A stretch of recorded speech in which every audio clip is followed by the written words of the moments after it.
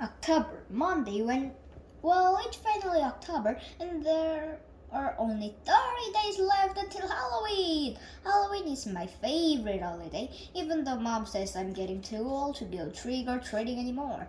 Halloween is Dad's favorite holiday too, but for a different reason. On Halloween night, when all the other parents are handing out candy, Dad is hiding in the bushes with a big trash can full of water.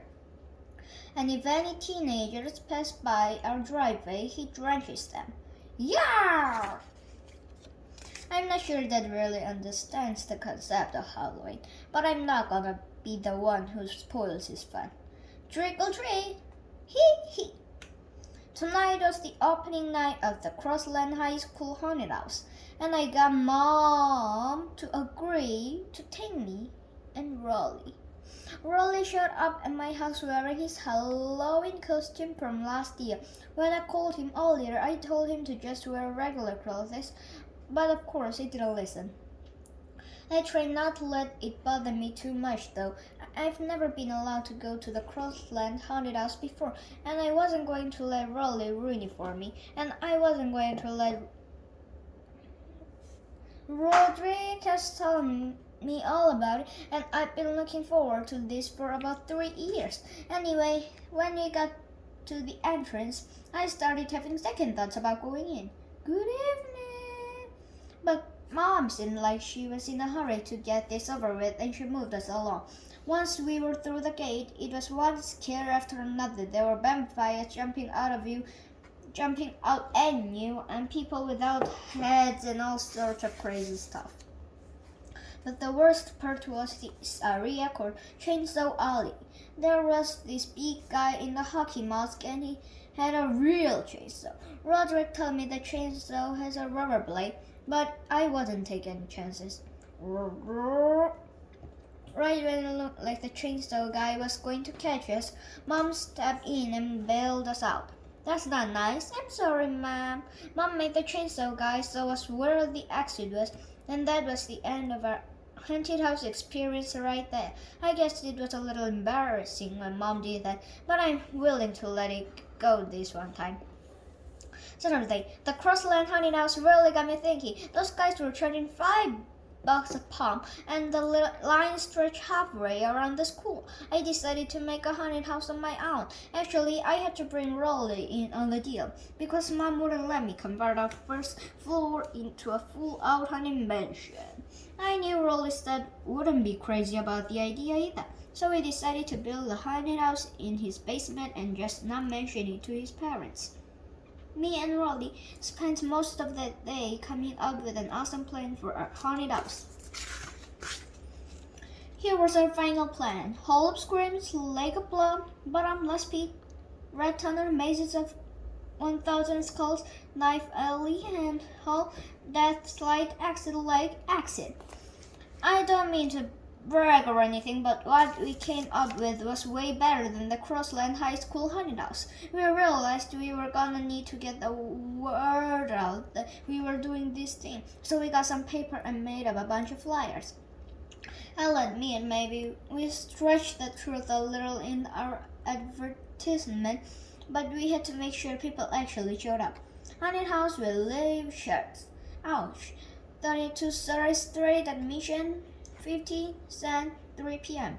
By the time we finished putting the flyers around the neighborhood and got back to Rolly's basement, it was already 2:13.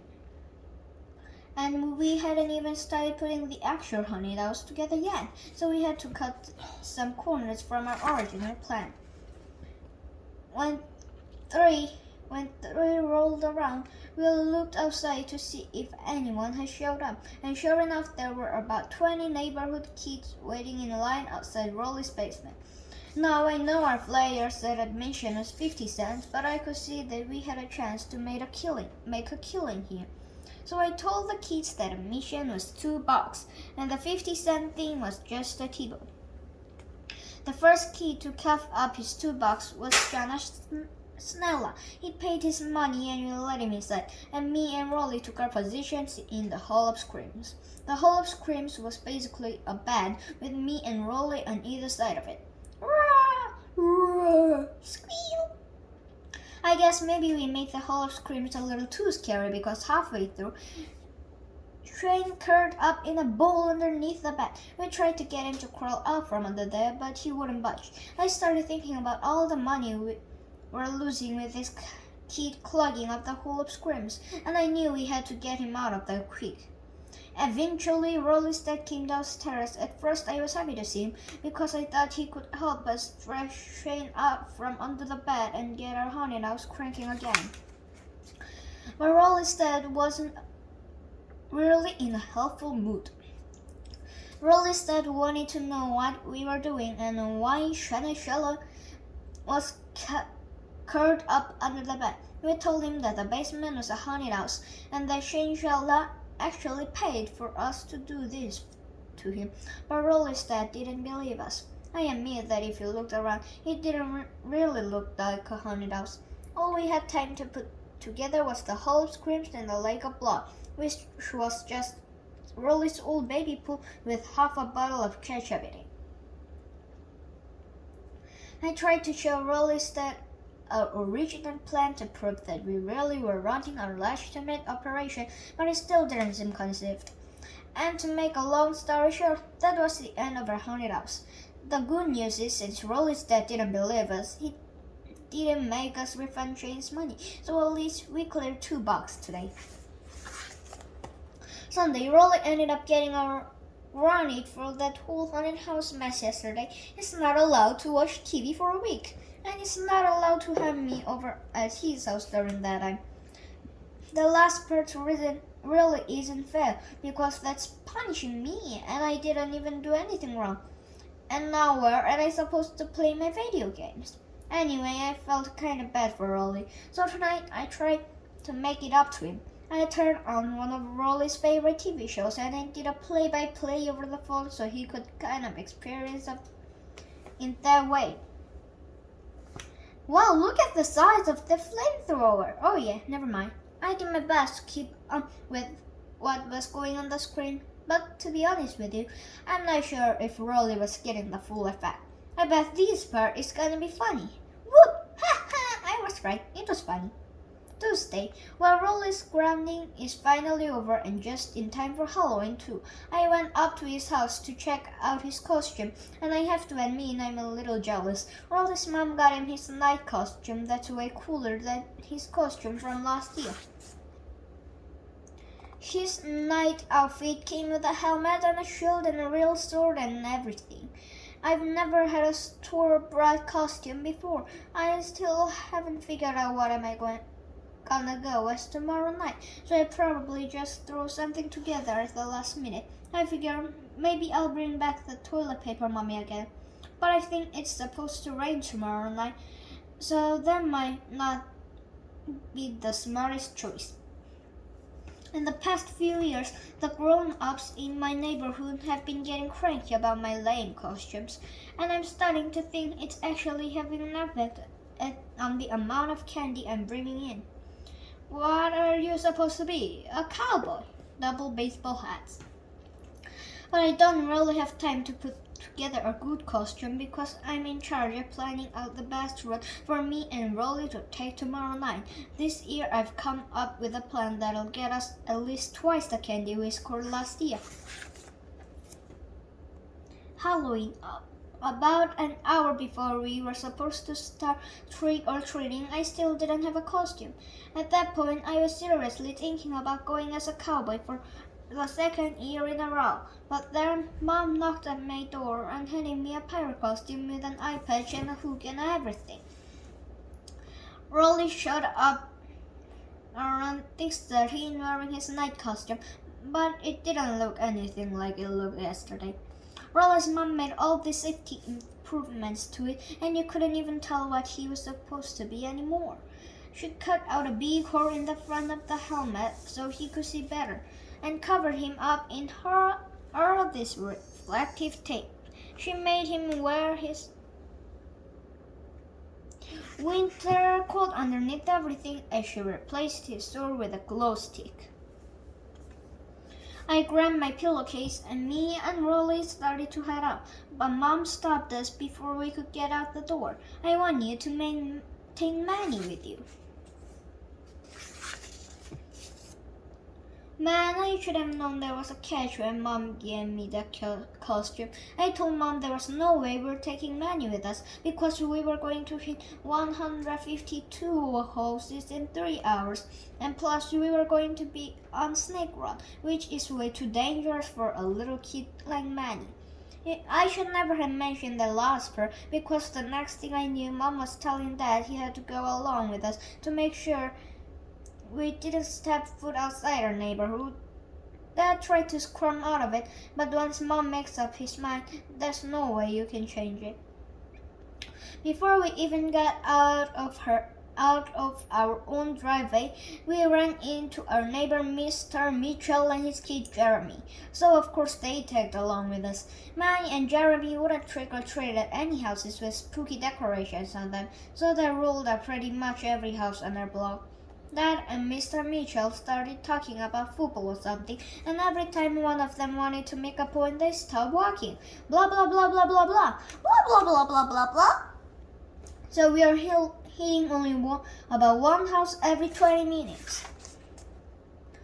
After a couple of hours, Ed and Mr. Mitchell took the little kids home. I was glad because then Mammy and Rolly could take off. My pillowcase was almost empty, so I wanted to make up as much time as possible. A little while later, Rolly told me he needed a potty break.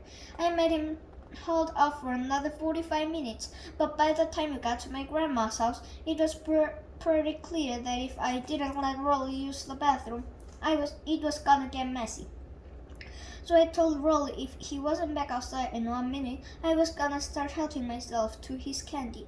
After that, we headed back on the road, but it was already 10:13, and I guess that's when most grown-ups decide Halloween is over. You can kind of tell because that's when they started coming to the door in their pajamas and giving you the evil eye. We decided to head home. We made up a lot of time after Dad and Manny left, so I was pretty satisfied with how much candy we took in. When we were halfway home, this pickup truck came rolling down the street with a bunch of high school kids in it. The kid in the back was holding a fire extinguisher, and when the truck passed by us, he opened fire. I have to give Rolly credit because he blocked about 95% of the water with his shield, and if he hadn't done that, all our canyon would have gotten soaked. When the truck drove away, I yelled out something that I regretted about 2 seconds later. "We're calling the cops." The driver slammed on the brakes and he turned his truck around. Me and Rolly started running, but those guys were right on our heels. The only place I could think of that was safe was Grandma's house, so we cut through a couple backyards to get there. Grandma was in bed already, and I knew she keeps the key under the mat on her front porch. Once we got inside, I looked out the window to see if those guys had followed us, and sure enough, they did. I tried to trick them into leaving, but they wouldn't budge. Well, I guess now that we're safe in our own house, you can't get us. After a while, we realized that teenagers weren't going to wait us on. So we decided we were just gonna have to spend the night at Grandma's. That's when we started getting cocky, making monkey noises at the teenagers and whatnot. Well, at least I was making monkey noises. Rolly was kind of making owl noises, but I guess it was the same general idea. I called Mom to tell her we were going to crash at Grandma's for the night, but Mom sounded really mad on the phone. She said it was a school night and that we had to get home right in the instant, so that meant we were gonna have to make a run for it. I looked out the window and this time I didn't see the truck, but I knew those guys were hiding somewhere and were just trying to draw us out. So we snuck out the back door, hopped over Grandma's fence, and ran all the way to Snake Run.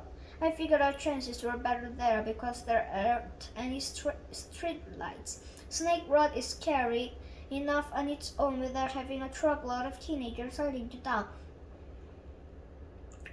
Every time we saw a car coming, we dove into the bushes. It must have taken us half hours to go 100 yards. But believe it or not, we made it all the way home without getting caught. Neither one of us let our guard down until we got to my driveway. Oh, but right then, there was this awful scream, and we saw a big wave of water coming toward us. Splash. Man, I forgot all about that, and you totally paid the price for it. Whoops. When me and Rolly got inside, we laid out all our candy on the kitchen table. The only things we could salvage was a couple of mints that were wrapped in cellophane, and the toothbrushes Dr. Garrison gave us. I think next Halloween I'll just stay home and mooch some Butterfingers from the pool Mom keeps on top of the refrigerator.